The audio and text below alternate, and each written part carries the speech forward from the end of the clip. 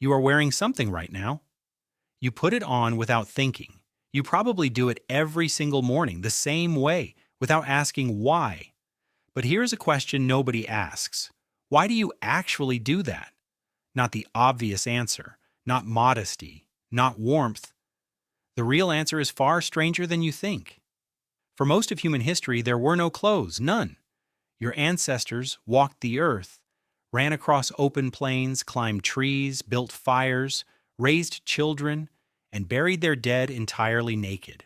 For hundreds of thousands of years, this was simply what humans were: bare, exposed, and it was fine. So what changed? The first thing most people say is cold. Humans moved north. Temperatures dropped. They needed insulation. That makes sense. It feels logical. It is also probably not the main reason, because here's what the evidence actually shows. The timeline does not add up. Genetic researchers have been able to estimate when humans first started wearing clothes by looking at something you would never expect: lice. Body lice specifically. Body lice are different from head lice. They live in clothing, not hair. They evolved from head lice only after humans started wearing fabric. By comparing the DNA of head lice and body lice and calculating when their evolutionary split occurred, scientists can estimate when clothes first appeared. The study, published by David Reed at the University of Florida, places that split somewhere between 83,000 and 170,000 years ago. Clothing did not arrive with the Ice Age. It arrived long before the deep cold, long before humans migrated to Europe, in the middle of Africa, where temperatures were not freezing. The cold explanation does not hold up.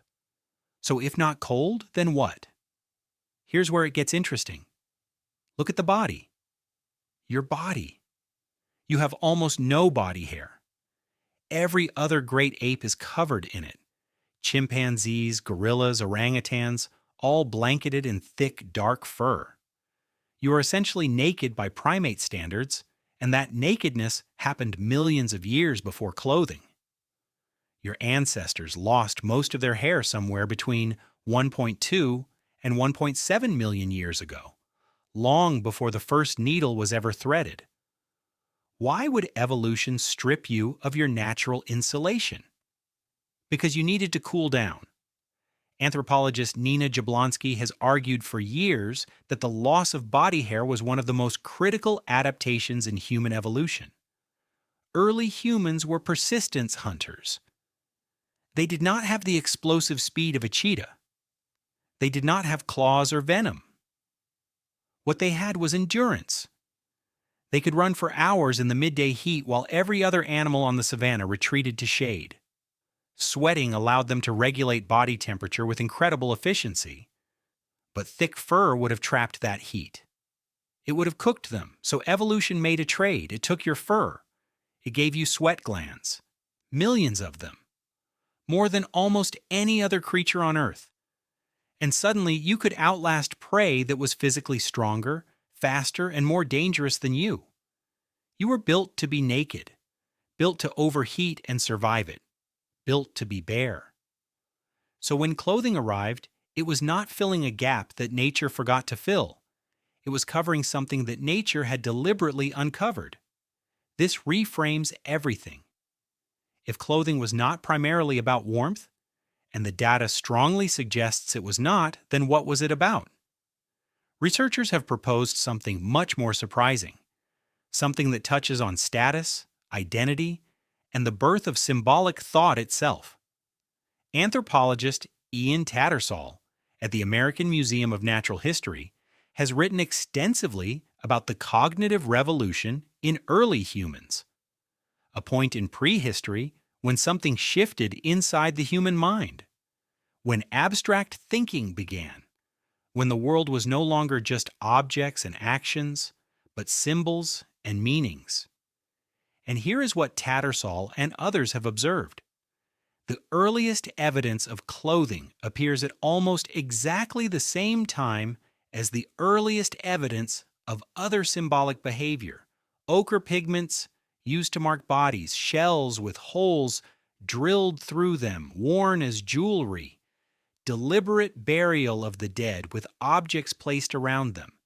Early humans were not just surviving, they were communicating. They were using their bodies to send messages to the people around them. Clothing, in this view, was never primarily a shield against the elements. It was a signal, a message to others about who you were, what group you belonged to, what role you played, what power you held. Think about how that plays out today. You still do this. You know within 3 seconds of seeing a stranger roughly what economic class they belong to, what kind of work they do, what subculture they identify with, what values they probably hold. You read all of this from fabric, from cut, from color, from brand, not because you are shallow, because you are human, because this is one of the oldest cognitive skills your species ever developed. You have been reading clothing as a social signal for at least 80,000 years, maybe longer. The ancient human who wrapped animal skin around their waist was not trying to stay warm.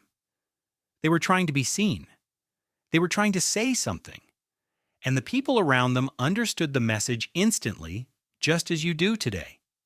There is also a darker possibility that researchers have floated.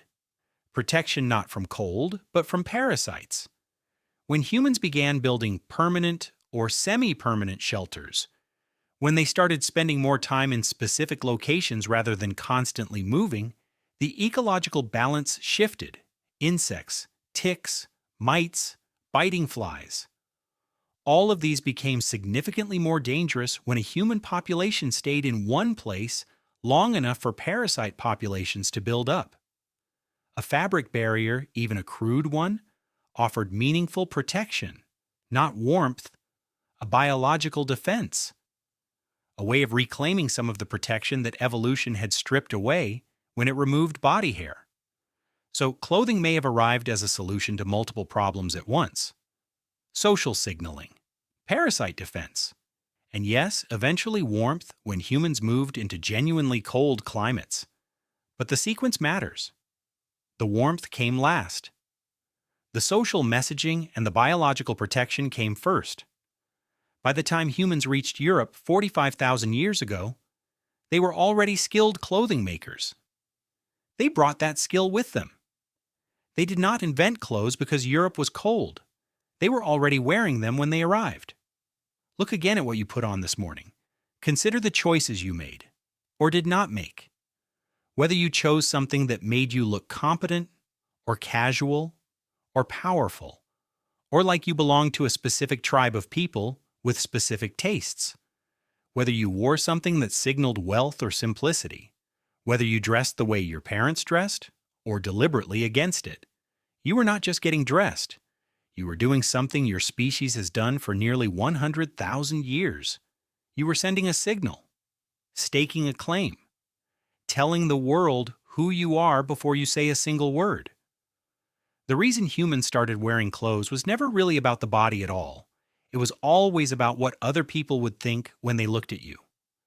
And the next time you stand in front of your closet trying to decide what to wear, know that you are not doing something trivial. You are participating in one of the oldest and most deeply human behaviors that has ever existed. The animal that lost its fur so it could run in the heat, then covered itself again so it could say something to the world. You are still doing it right now, without thinking. The same way you always have.